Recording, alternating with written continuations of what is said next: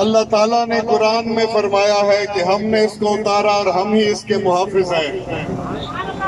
جب ہم مسلمان قرآن کی حفاظت کی بات کرتے ہیں تو اصل میں ہم اپنے ایمان کی حفاظت کی بات کرتے ہیں۔ قرآن ازل سے تھا، اب تک رہے گا، اور جو ہمارے حکمران یہ سمجھتے ہیں کہ فرانس، سویڈن یا ڈنمارک کے خلاف بات کرنے سے IMF ہمارا قرضہ روک دے گا، سب کان کھول کر سن لو، پتھر میں کیڑے کو بھی رزق اللہ کی ذات دیتی ہے۔ ہم تو مسلمان ہیں اور انسان ہیں، ہم بھوکے مر جائیں گے لیکن اپنے دین کو نہیں بیچیں گے، کبھی نہیں بیچیں گے۔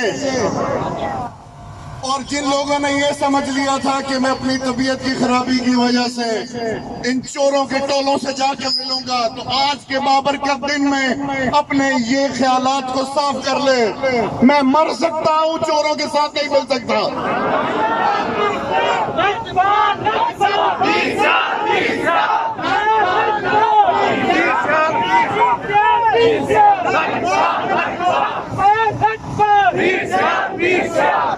سب سے پہلے دین ہے اور اس کے بعد سب کچھ ہے۔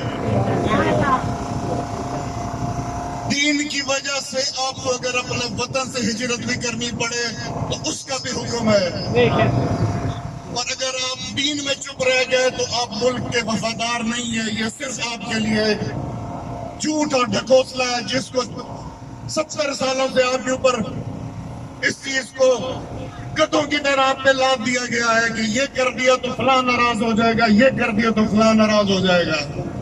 ہمیں صرف ایک ذات کو خوش کرنا اور وہ اللہ کی ذات ہے۔ ہم نے کسی نواز شریف سرداری کو خوش نہیں کرنا،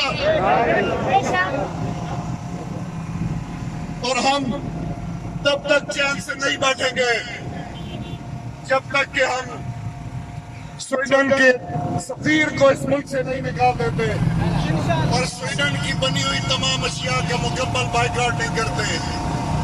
اور اگر یہ حکومت ایسے کرنے میں ناکام رہی تو ہم اس حکومت سے مطالبہ کرتے ہیں کہ کرسیاں چھوڑ کے گھر چلے جاؤ، تم بھکاری تھے، بھکاری ہو اور بھکاری ہی رہو گے۔